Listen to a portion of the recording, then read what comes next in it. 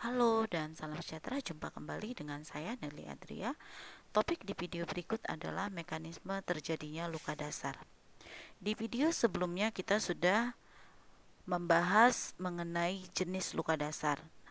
Di video berikut kita perlu pahami mekanisme terjadinya luka. Yang pertama, luka insisi. Berupa luka yang mekanismenya terjadi karena teriris oleh instrumen yang tajam, misalnya akibat dari suatu pembedahan. Umumnya luka ini bersih tertutup oleh sutura setelah seluruh pembuluh darah yang luka diikat. Kemudian yang kedua adalah luka memar, yaitu berupa luka yang mekanismenya terjadi akibat benturan oleh suatu tekanan. Biasanya luka ini berkaitan dengan cedera pada jaringan lunak, kemudian dapat terjadi perdarahan, biasanya disertai dengan bengkak.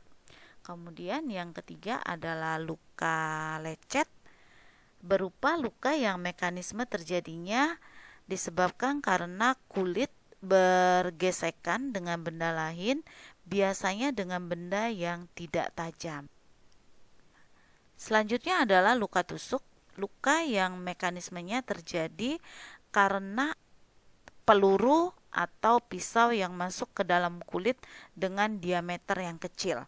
Gores yaitu berupa luka yang mekanismenya terjadi karena adanya benda yang tajam seperti kaca atau kawat.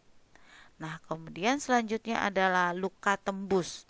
Biasanya luka ini mekanismenya menembus organ tubuh. Biasanya luka ini pada bagian awal luka masuk diameternya kecil, tetapi pada bagian ujung biasanya lukanya akan melebar. Kemudian yang selanjutnya adalah luka bakar.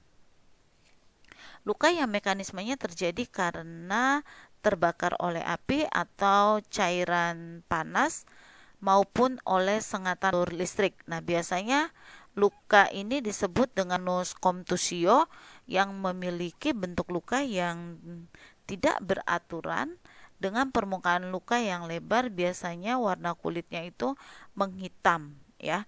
Menghitam di sini disebabkan oleh karena kerusakan epitel kulit dan mukosa. Luka. Nah, luka itu memiliki berbagai macam warna. Ini tergantung dari jenis luka tersebut. Nah, berikut warna-warnanya. Yang pertama itu adalah berwarna merah.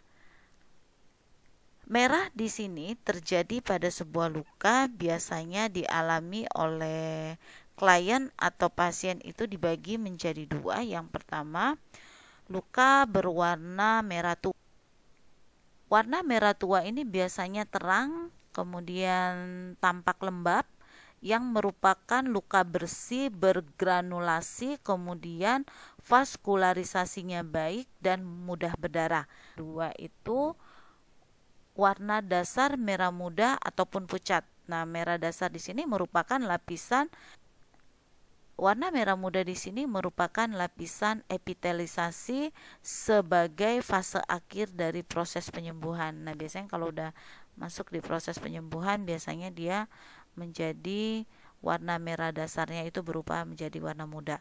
Kemudian luka berwarna kuning. Untuk warna luka kuning itu ada dua, yaitu warna kuning kecoklatan atau kuning kehijauan atau kuning pucat.